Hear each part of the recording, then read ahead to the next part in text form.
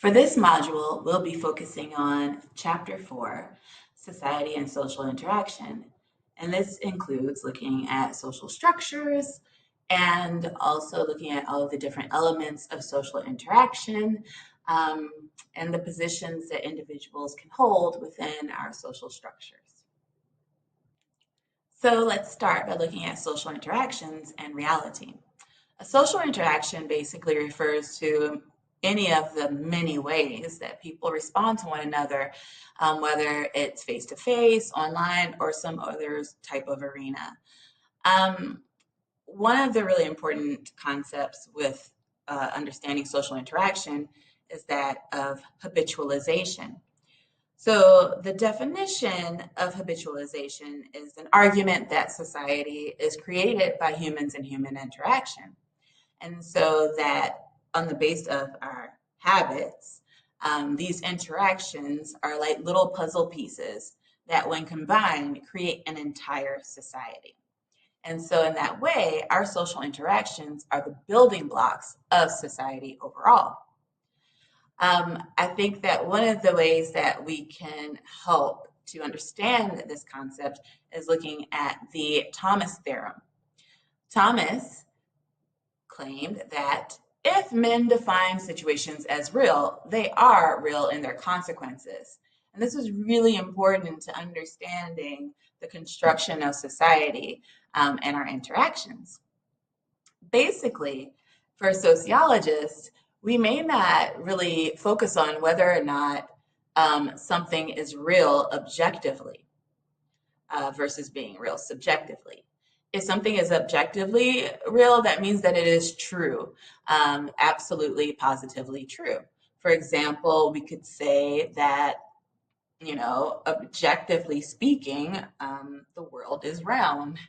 Um, Subjective reality means that it may or may not be true, but really it's kind of about our perception, right? We perceive it to be so, and so in some ways it is so.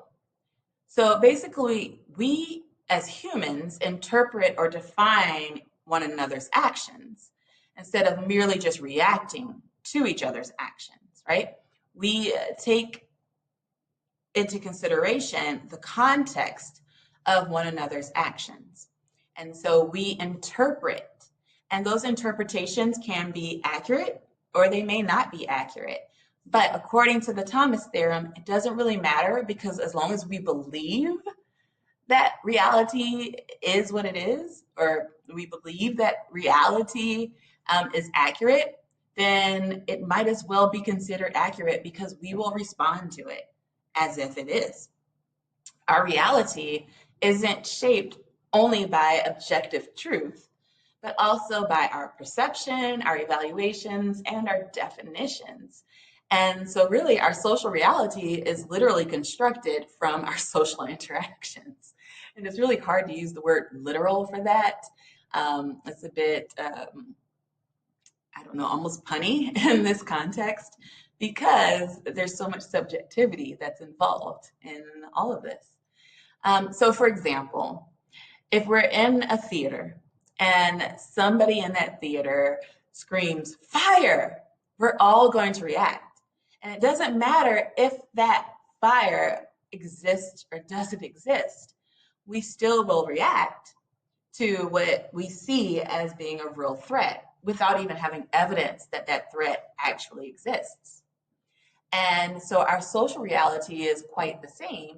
We react to things that we might view as being threats or as being inspirational or impactful in some way, even if they may not be.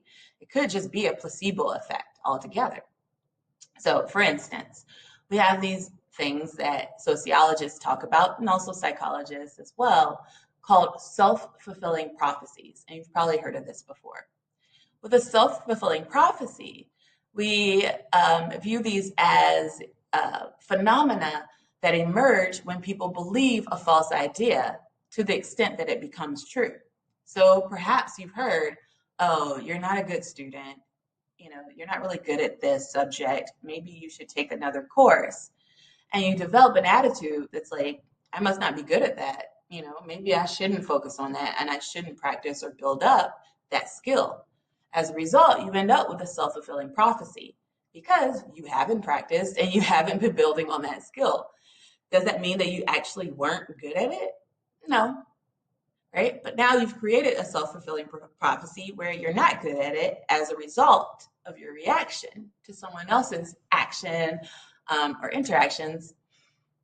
And it gets even more complicated when you start to realize that our interpretations of what others say and do may not be accurate either. You ever get a text message and you've completely read the tone wrong or incorrectly? I do all the time. And so as a result, we end up in situations where we don't really either interpret correctly or react to stimulus as objectively as we think we do. All right, so now that we've had this very abstract explanation of society and interactions in reality, let's look at the elements of this very abstract concept that is also social structure. So, social structure really looks at the way in which a society is organized into predictable relationships, right? So, these expectations that we have of how a society will work, the predictions that we make about processes and relationships.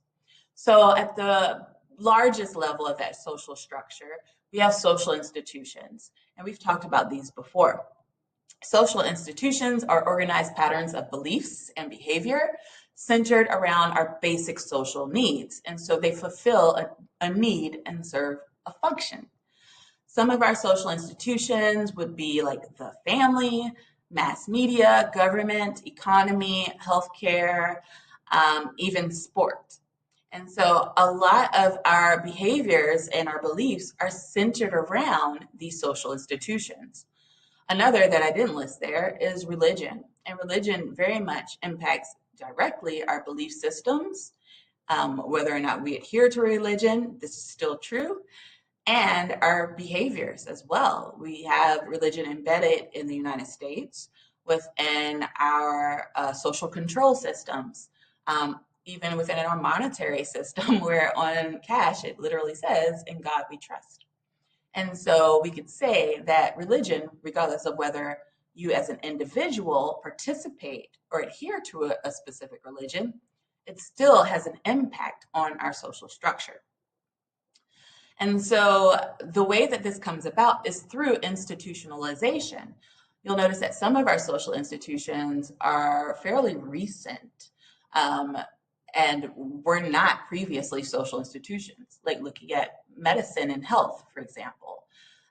Previously, a lot of the um, context that medicine now covers was actually under the purview of religion as a social institution. And so medicine has become institutionalized or implanted as a convention or a norm in society. These institutions often exist by consensus, both prior consensus of, when they emerged and became more and more um, uh, conventional, and also current consensus, sorry, as we continue to adopt and adhere to these institutions. The institutions are viewed by the functionalist perspective as being uh, necessary to fulfill essential functions in our society. And I think it would be really interesting for you to take a moment and think about what are those functions. If I take any social institution, what are the functions that those social institutions serve? Well, typically they replace members or personnel, even if you're talking about, looking at our institutions that provide services and goods for members of society. They teach new recruits. So, for example, if you were looking at the family and this function within the family institution, any new family members are taught or socialized within the institution of family. Producing and distributing goods and services. Again, you could even apply this in the family, where you're looking at how we distribute food and care. Both could be considered goods and services, respectively. Or you could look at the economy, where it's a very direct and literal understanding. They help to preserve order and provide some sense of social control and um, order. And they provide and maintain our sense of purpose, right? They redefine or support our ideas of identity and belonging. The conflict perspective would actually look at this in a different light, and they would focus on how our major institutions help to maintain privileges among those who are most powerful in our society, including groups and individuals who hold a lot of power and control. They would also say that social institutions like education systems have inherently conservative natures, and that they impose those natures or those contexts, sorry, on individuals, and that social institutions operate in gendered and racist environments as well. And so then you might see that some of the challenges to these environments actually emerge from the conflict perspective, like feminist theory or critical race theory. And then finally, interactionists would actually say that our social institutions affect everyday behavior, and that our everyday behaviors are conditioned by the roles and the statuses that we accept. And that moves us into a discussion of status. Status actually refers to any of the full range of socially defined positions within a large group or society, from the lowest to the highest. And all of the statuses that we hold are called a status set. So as an individual, you hold several different statuses. You may be a parent or a child. You may be a sibling. You may be a student, I hope, if you're watching this video or enrolled in this class. Or you may be a worker or employee. And those are all combined considered to be your status set. Some statuses we consider to be ascribed and others achieved. Ascribed statuses are those that are assigned to a person by society with no consideration for your actual achievements or personality. You really don't do anything to earn these statuses or positions. So if you're someone's child, all you did was, be born. And so you actually don't consider that to be an achieved status. It's just an ascribed status. Other statuses that would typically, but not always, fall into a scribe status category would be race and ethnicity, perhaps gender and sexuality. If you're a cisgender person, maybe this is arguable. Um, and I guess some other statuses like being a sibling, um, or your age, perhaps, that you don't really have any control over. Typically, the assignment of ascribed statuses occurs at birth. So I should also throw that out. Achieved statuses actually come from our own efforts. You have to do something, and sometimes the bar for that achievement is actually very minimal. So an achieved status could just be becoming a parent, which kind of seems like a big deal, but there's not that much that you have to do um, through our at least traditional methods to become a parent. If you're looking at parenting or parenthood as an achieved status through like adoption, that's a little different, and that typically takes a whole lot more effort um, than other methods of parenthood becoming. I don't know what a good technical term would be for that. So we have the achieved statuses and ascribed statuses that make up a dichotomy describing our social statuses. Another element or another type of status is a master status. And so we typically, as individuals, have tons of statuses that are conflicting. And so often we agree that certain statuses are more important than others.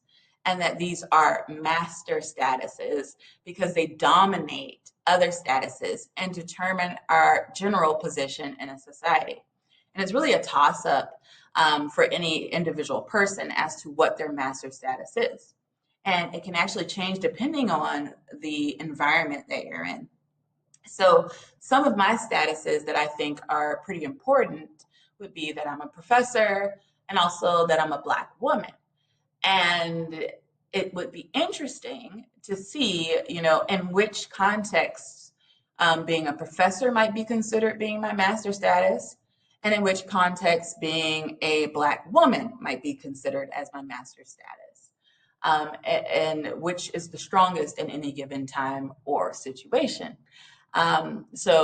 It'd be interesting to see as well for you. Do you think it would be difficult for others to identify your master status, or that there might be a conflict or conflicting idea of which of your statuses is most important or stands out?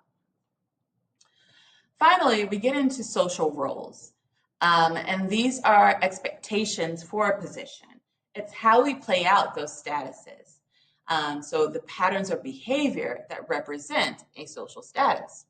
So I like to think of it as the status being a position that you hold. So, for example, if you were to go out for a part in a play, the part itself, like bartender number one, would be your social status. But how you play out that part would be the role, right? Or the roles that are connected to that, right? So, what are the patterns of behavior that we attach to the part or status of bartender number one? Well, I guess, you're somebody who has a knowledge of mixology, or you're able to toss bottles of beverages into the air without dropping and breaking them. I don't know. But those roles that are specific to a particular status are similarly to our status set referred to as a role set. And so you have multiple statuses, and each of those statuses has multiple roles, and all of the roles that are specific to a specific status are considered to be a role set. So there's a lot of opportunity for confusion and conflict here. And so as a result, we end up with these other categorizations for roles. You can have role strain, role conflict, or role exit. I'll start with role conflict and then go into role strain, because these two are the most complicated of the three that I just mentioned. With role conflict, this means that you have multiple statuses, right? So here's status one, here's status two. And these statuses have roles or behaviors that conflict with one another, okay? So you have status one, status two, each has its own roles, and those roles conflict, okay? So two or more statuses here.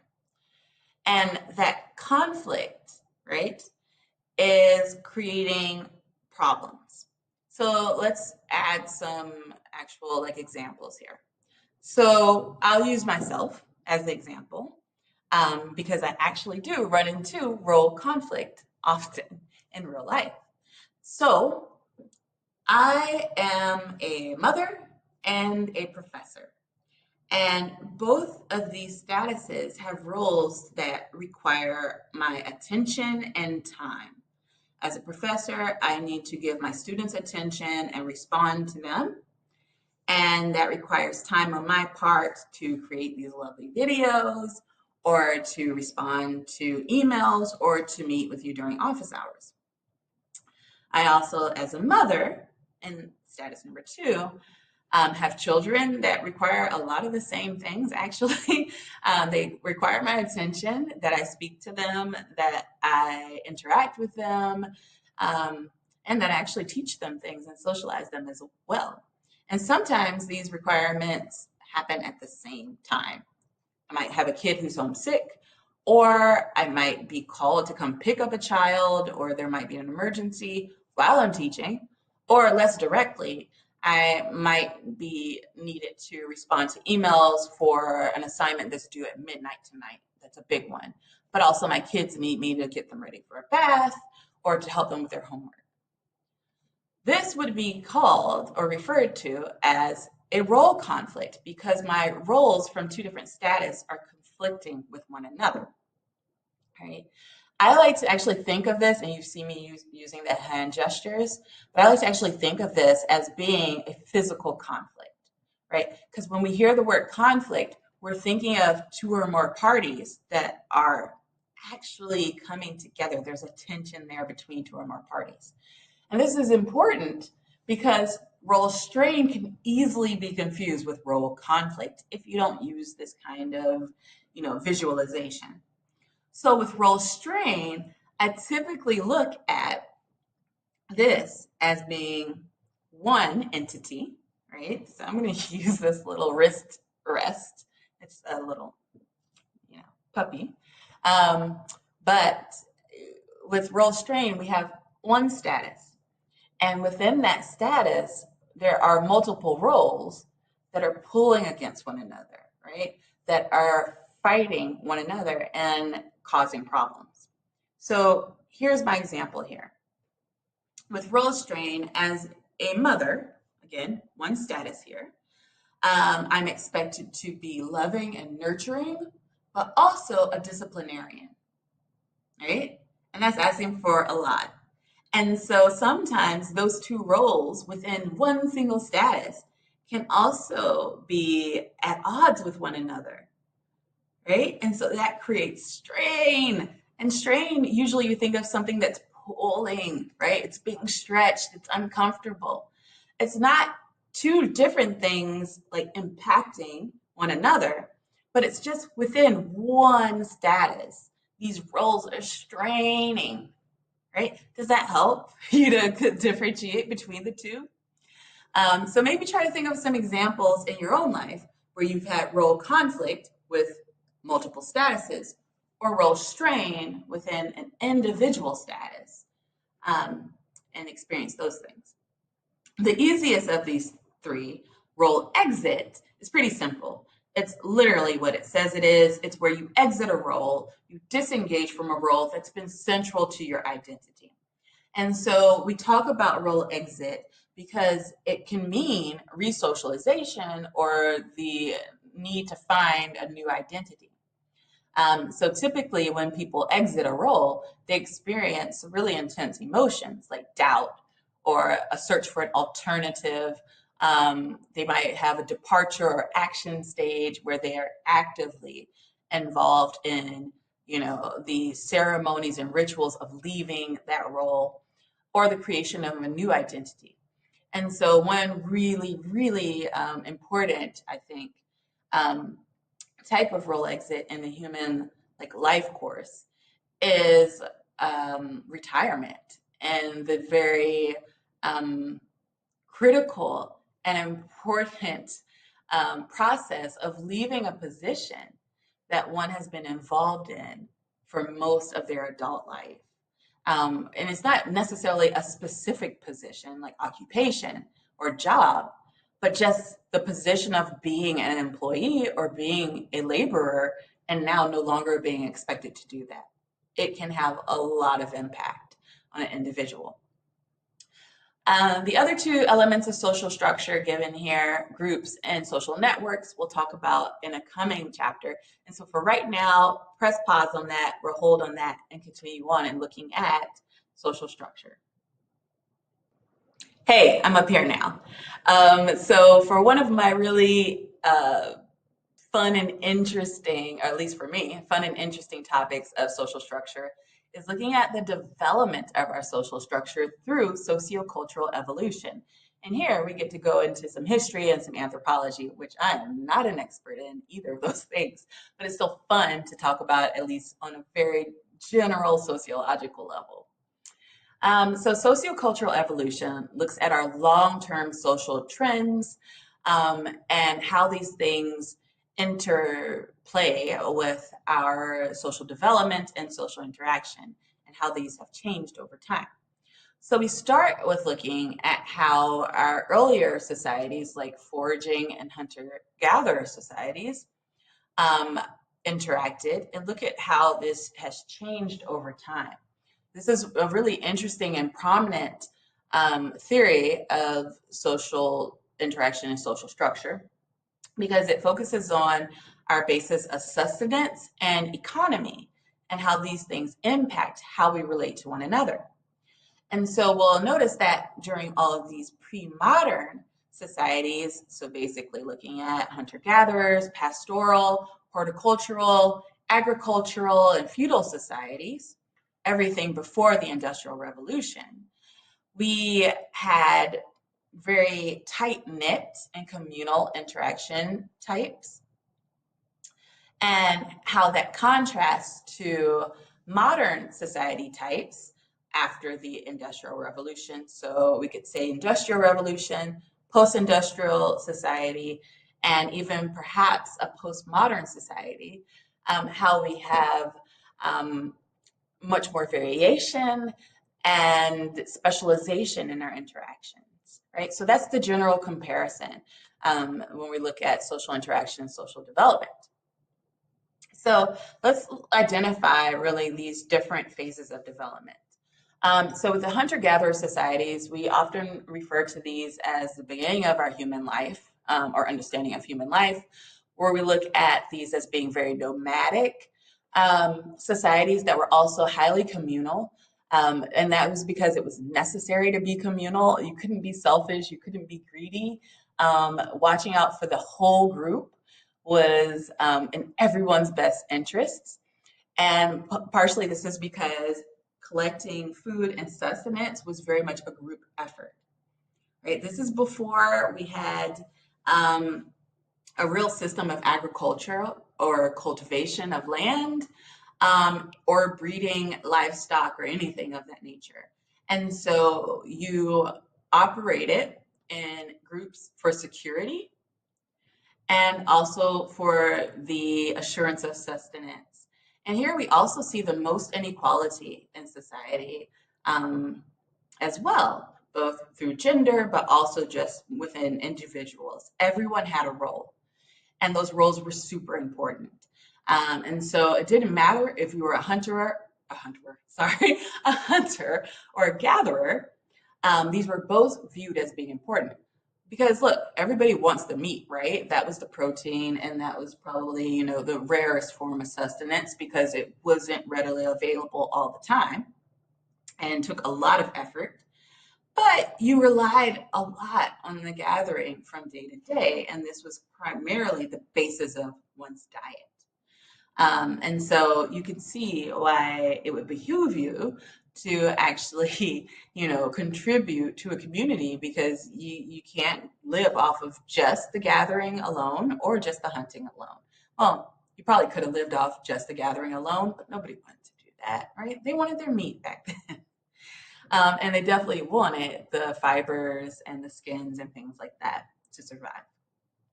Then we move into the pastoral societies where we see that people are starting to gain the ability to tame animals, to cultivate livestock and plants, and they become, uh, well, they remain nomadic, but they start to be able to decrease the amount of um, I guess ventures that they have to go on to because they're not exhausting the land and the supply of animals as much.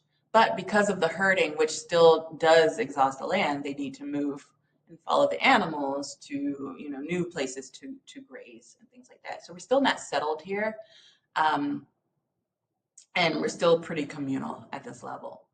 Now, as we start to see the horticultural societies that emerge around the same time as the pastoral societies, um, we start to see that people are able to begin settling. But this is specifically in regions where there is precipitation that affords you the ability to have a crop yield that repeats, right? And also it's combined with the increased technology of, simple tools that could be used and understandings of agriculture, right? That's just beginning to emerge at this point. And then we get some perfection of that agricultural or agrarian technology about 5,000 years ago with agricultural or agrarian societies, where they have larger, more stable settlements. And we start to see improvements in technology and increased crop yield, and as well, more inequality, right? And so this is where things start to be a bit less focused on the community and more so focused on, at this point, the household or these individual like communes that are smaller, right?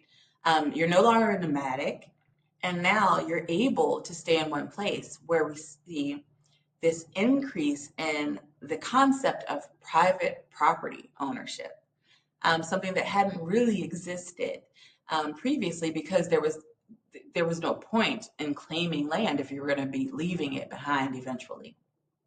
And so we start to see increased inequality as people are taking ownership of plots and seeing that some plots are producing more than others.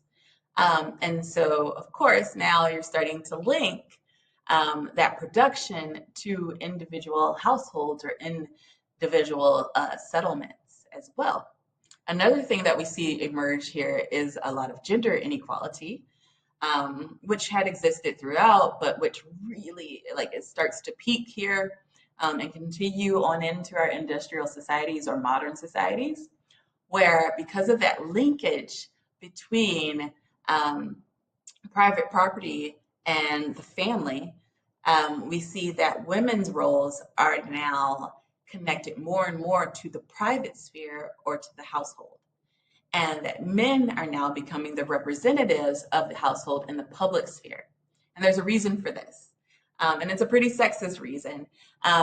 Partially that is because they want to assure that the children that are born are legally linked to that land, and that other men or other settlements can't claim that land and what's been produced on it. And so how do you do that? You limit women's agency and mobility. And so for women to, be interacting outside of their household is now frowned upon. And the guardianship systems that we still see, remaining in some ways today, begin to develop, right?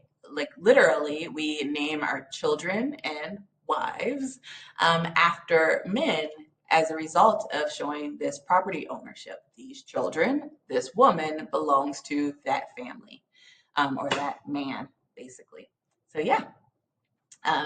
These are some things that we start to see. And so you can see that we're right there on the verge of going into a less communal, but more variable and more specialized modern society. And so our social interactions change as we get to the Industrial Revolution, which is really key for sociologists, because this for us is like the coming of Christ, right? It's super important. This is where our field actually emerges during the Industrial Revolution. And so with the industrial society, we see that there's a reliance on mechanical power, that we have now these engines and all of this automation that centralizes our workplaces. And so now our homes are no longer necessarily our workplaces. We're able to produce more food. And so we don't need as much communal, basically global focus on food and sustenance production. And so now we are working in ways we had never really worked in before, not on a widespread level, where now our workplaces are outside of the home and we're focused on producing things that we may or may not be using in our own everyday lives. And so here we start to develop something called economic interdependence. At this point, we are now relying on one another, but in a very different way than we did in these communal societies. In those pre-modern societies, we were all doing the same thing, trying to secure food and sustenance, right? And now in modern societies, we are all very specialized in the different things that we do, to the extent that we can't live without one another because we need that thing from others. So, for example, I really don't do many other things other than be a sociology professor and be a parent to my children. I don't grow food, right? I go to a grocery store for that. So that's like my dependence for sustenance is on people who I don't even know, right? Or from people all around the world that I'll never meet in order to get food. I don't teach my children really, besides, like ABCs and some manners. They go to a specialized location and depend on other individuals for that service, right? And the list just goes on and on. Like, how much stuff can you do for yourself? Most of us, right, especially as we look at younger and younger generations, we're unable to do a lot of different things. I can't sew really well. I can't fix a car. I can do very basic IT. And again, I can barely keep a plant alive. And so there is a high level of interdependence. But when it comes to community, um, we are very specialized and able to actually pursue various niche interests. Another thing that's really key with looking at industrial society is that we see some change in how inequality works. In agricultural societies and whatnot, we saw that there were these noble people and aristocrats, and really looking at the royals and monarchies and how they controlled um, basically society, and were wealthy. And with the industrial society, industrial revolution, we see this kind of turn. And now we see that there's this new money where people who traditionally had not been considered to be noble or elite were able to, become wealthy and make a name for themselves, like the Rockefellers. Um, think Titanic, for example. And this is um, a new world order, really, that kind of usurps the previous aristocratic and monarchy rule around the world. And so now we start to see that as long as you have business savvy, you're able to get some control and power. And this actually comes into our systems of governance. As I would say that as capitalism increased, we started to see the emergence of the influence of business and economy on our governance. So yeah. And then you have where we think we are today, which is in post-industrial, where actually, there's this whole new U-turn here with a reliance on services, and especially on looking at the processing of data and control of data. And so a lot of us, our jobs aren't actually to produce something tangible necessarily, at least not directly, but it's to disseminate information and analyze information. So really interesting to look at this change in the system of social development, or social structure throughout eons, but also, and I'm probably not using the word eon right here, but also just to look at how our interaction with one another changes as well. We go from having very similar lived experiences to having very, very different variations of lived experiences and interests and things like that. And so next, we'll look at some of the theories of these social interactions as well. All right, so continuing to bounce around in this video, I'm going to start with a functionalist perspective because I always do. I just always go in the order of functionalist, conflict, and then symbolic interaction. It's a habit at this point. For the functionalist perspective, remember they're really going to be focused on function and structure. And so my man Durkheim here, one of my favorite sociologists, looked at the study of collective behavior, or what he called a collective conscience. He was really interested in communal beliefs morals, and attitudes of society, and how those change from pre-modern to modern society. And so Durkheim believed that social integration was a key factor in our social lives. And he talked about how integration changed from pre-modern to modern society.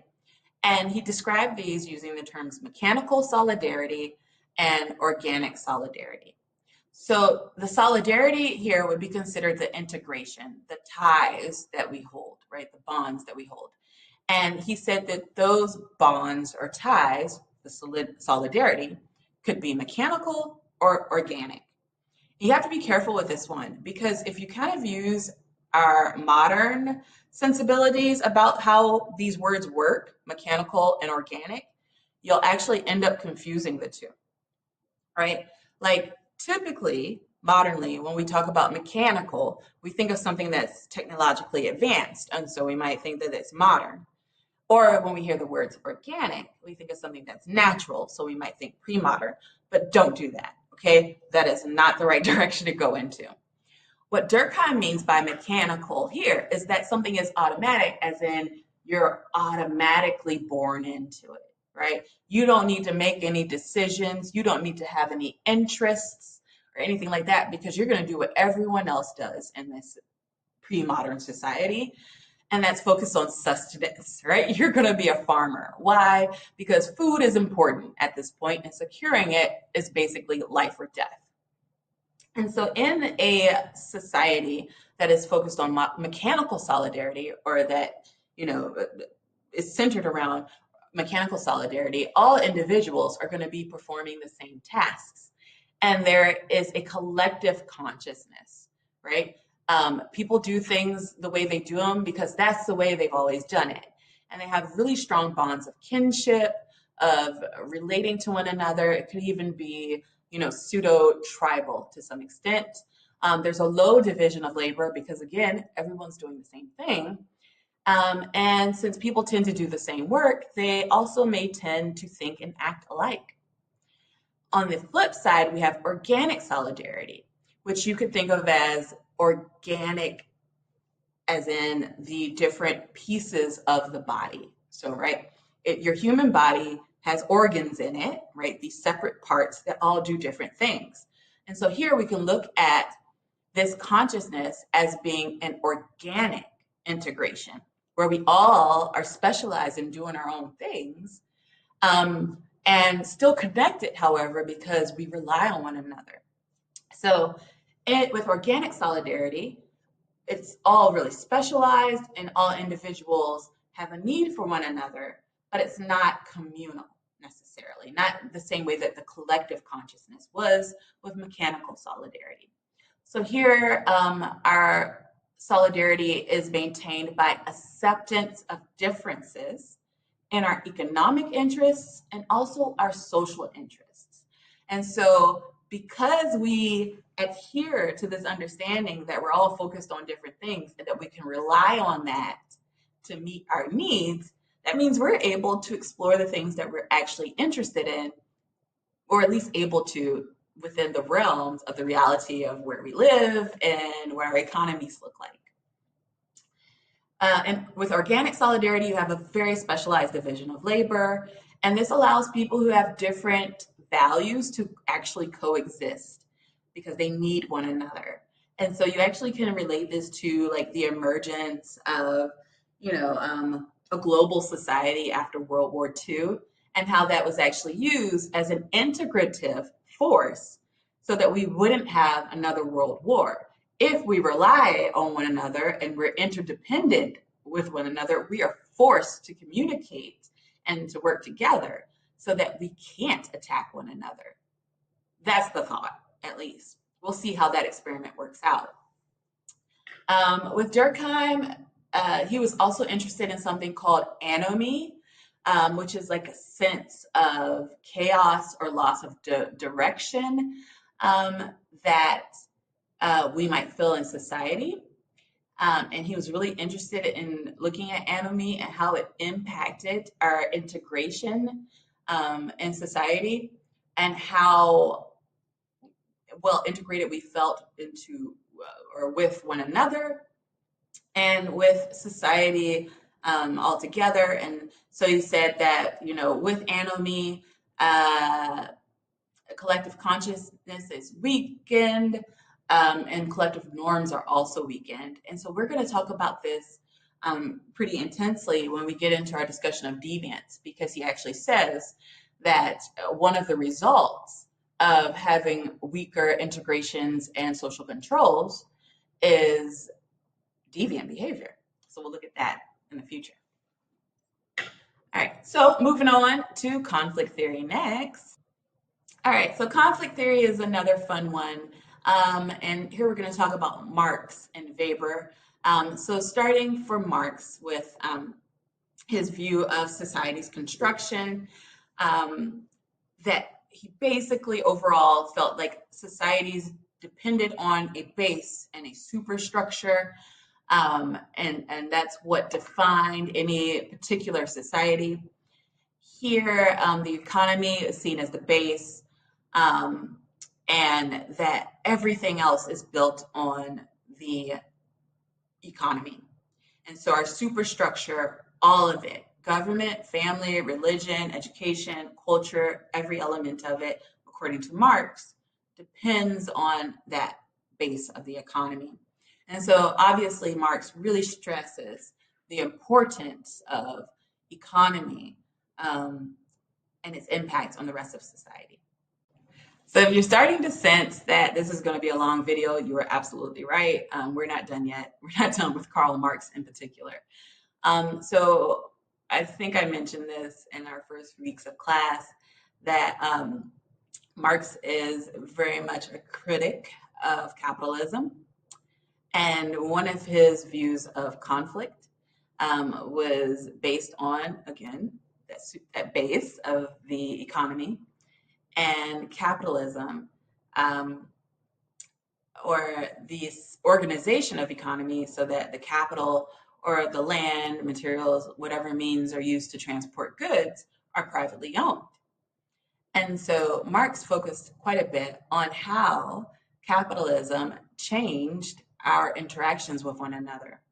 And in particular, he was comparing capitalism to the feudal estate system, which was our variation um, of economy that persisted before industrial revolution and capitalism emerged. So he looked at the bourgeoisie, or the capitalists, those who own the means of production, and the proletariat, or the laborers and workers, and their relationship with one another as a conflicting relationship. And he thought that as a result of the conflict between these two interests, that this would lead to change eventually. And so that change, you're probably already, guessing, but it was what he predicted would be communism. He gives like a timeline and everything for this, and he was wrong as far as that was concerned. But his work still has some really important implications, and it's still used to inspire and to support labor, and protection of those who work and who are laboring.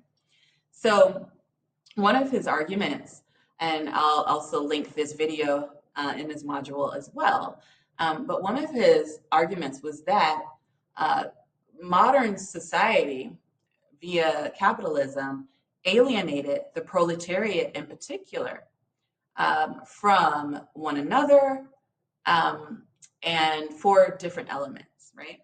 He said that one would now be alienated from the products of their own labor, right? And basically have no opportunity to relate to the product that one works on, and that they could that there's a possibility that they might not ever see the full work that they're contributing to. There's a really interesting documentary called Mardi Gras Made in China that follows Chinese laborers, particularly women, who are working in factories in China to produce Mardi Gras beads. Basically, those beads that are thrown off of balconies in New Orleans and that are worn during Mardi Gras. And they are making these beads for hours and hours a day, and making pennies, and basically have no connection to those beads. They don't know what they're used for. They don't know why people would want them or anything like that. And so this, Marx would say, would be a perfect example of this alienation from the product of our own labor. As we see the Industrial Revolution rise, we start to see that people are moving into the factories, and instead of selling their goods and services, they're selling their time for a wage, right? And so now you're getting paid by the hour. Your time is now a monetary increment, or a form of currency that you're exchanging for wages. And as a result, that means that we often end up just working on one element of production, right? So you might work at a toothpaste factory, and what's your job? Maybe all you do is create the caps that go on toothpaste tube. And that might not even require you to have any knowledge about toothpaste or anything else. All you need to know is how to like mold those caps. Marx also mentioned that capitalism influenced or caused alienation within the process of one's labor. You get no control of your working conditions, and the process for your labor is dictated by others. And that's true for most positions that we work in as employees. Even I, as an employee here, I have a lot of freedom and flexibility compared to other occupations, but it still works within, some structure. I'm given information about our course outlines and what needs to be included in a course that I deliver. We have some rules and regulations that we follow when it comes to dropping students from courses, or to developing a new class or course. And you see this in most jobs, even if you're looking at something that we typically in our society refer to as low skilled labor, which I don't agree with that um, designation. But in these jobs where you're cooking food for people, perhaps, or preparing food for people, and you don't get to go off recipe, even if you think that objectively it will very much improve the experience for others, right? There are rules that have to be followed, and you don't get to have any creativity, thus being alienated from your own labor itself. Another point from Marx is alienation from others, where he says that workers actually are encouraged to compete with one another versus to work cooperatively. And this is very much a distinct characteristic of capitalism, I would say, that we as workers are competing for positions, and we are made to or expected to kind of be wary of one another. And so, for example, you'll notice that people who are supporting like unionization and labor movements will say that like sharing information about our relationships with our employers is actually something that strengthens laborers. So, for example, especially in the U.S., talking to one another about salary has been made into a very private thing, which actually doesn't help us as workers and employees, but actually helps to maintain that sense of competition that supports capitalism. And so, yeah, we are, less cooperative than in other types of economy. And even to the extent that sometimes it's very intentionally um, done to keep us from cooperating with one another, where people's breaks are scheduled in a way to keep them from talking to one another, or they're not allowed to go to restrooms together, or they're discouraged from talking to one another, either to increase their productivity or to just keep them from discussing the working conditions as well. So, yeah. And then last but not least, certainly, is uh, the alienation from oneself, or loss of connection between the worker and their occupation. where perhaps in some positions that occupation is no longer really is no longer connected to one's sense of self or identity. Um, I think that some of us are lucky that our occupations can still be a part of who we are, and that we might proudly claim that. For example, I would definitely say that being a professor for me is not just about a paycheck, although it does include that because we do live in a capitalist society, but it's also a part of who I am and my identity as well, and my sense of self.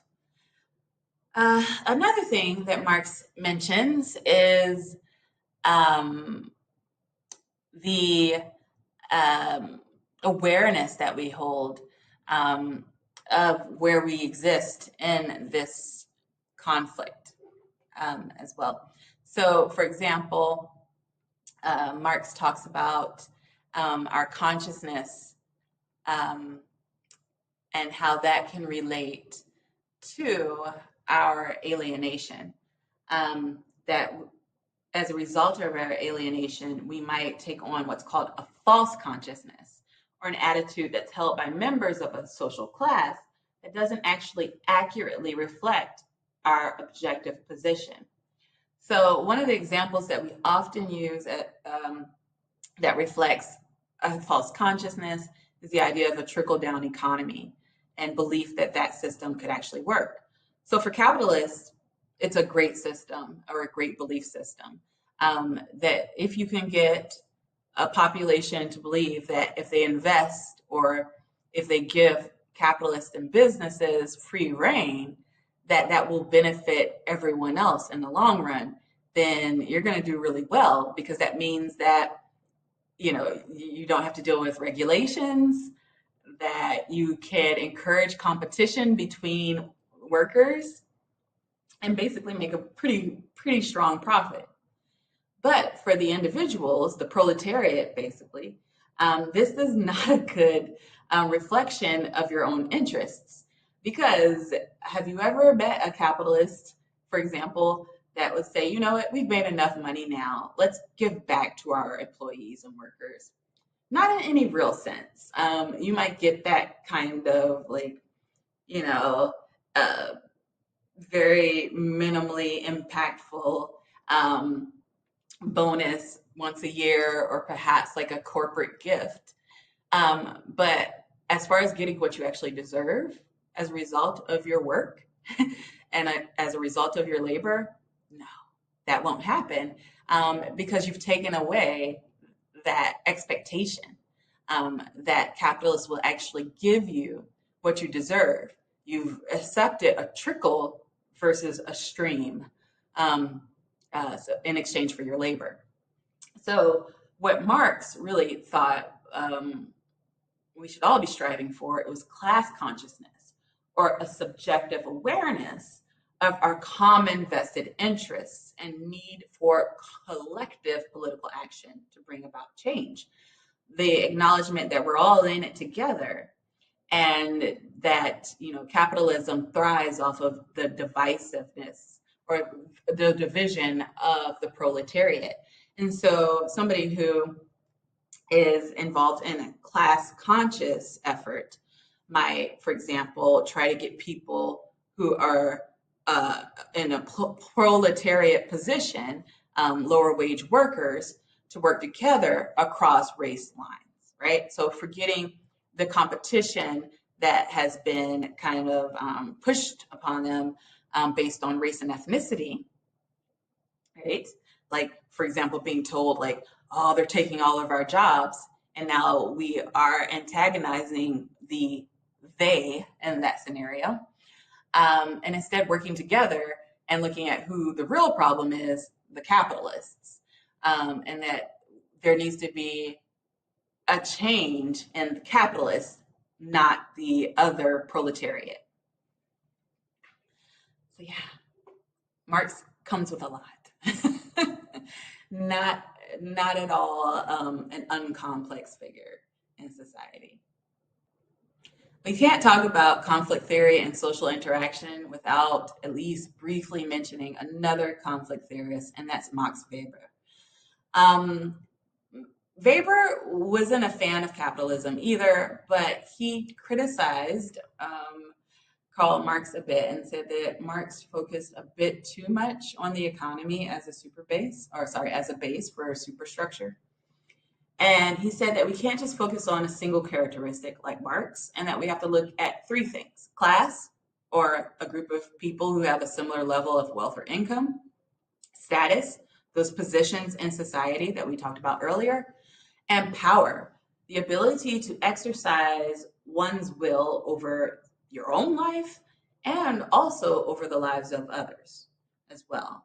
You have power, especially if you can control your own life, but you have a lot of power if you can also control other people's lives.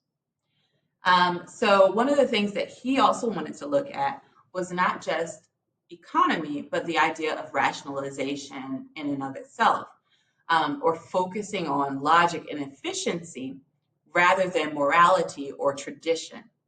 And so, according to Weber, capitalism is rational. By rational, he's not saying it's good, right? He's just saying that capitalism focuses on logic and efficiency, and that the convergence of industrialization and rationalization results in something called an iron cage. And so this is where we get into the social interaction. The iron cage, basically, according to Weber, traps individuals into almost like a prison to some extent, um, where they are imprisoned within the limitations and the bounds of social institutions and bureaucracies or formal organizations, right? And so we are in cages where a lot of our interaction is governed and ruled by these bureaucracies and institutions. Another contribution from Weber, sorry, I'm making myself a little more comfortable because this has been a long recording. But another contribution was this piece that I actually read in grad school, and it was one of the few things I read in grad school that I actually enjoyed. I don't love nonfiction, I'm sorry. But the Protestant work ethic and the spirit of capitalism. And so, thanks to John Calvin and also Martin Luther, you can go Google them to get more information, and concepts of things like predestination. Weber says that religion actually impacts our rationalization and creates like a basically fertile like ground for the development of capitalism. So this is fun, actually. And again, it's a bit of a pushback against Marx, who was focusing on economy and how everything else was influenced by economy. Weber is looking at how these other elements of culture and religion and things like that actually influence economy. And so he said that as a result, Freudian slip, result either way, of the changes in the church with Protestantism, moving from the Catholic emphasis on, you know, on the positioning of one's, I guess, access to eternity, and how this shifts with Protestantism to predestination, right? That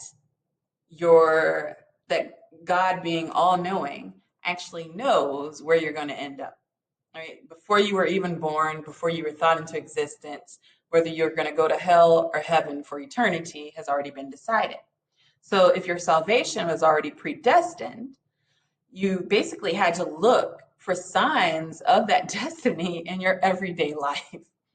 And so as a result of, this prophecy already being fulfilled, you basically looked for any evidence that you could find that you were destined to go to heaven or hell. And as a result, it was almost like, again, a self-fulfilling prophecy where, you felt like if you were hardworking and successful, that was a sign that you were going to heaven.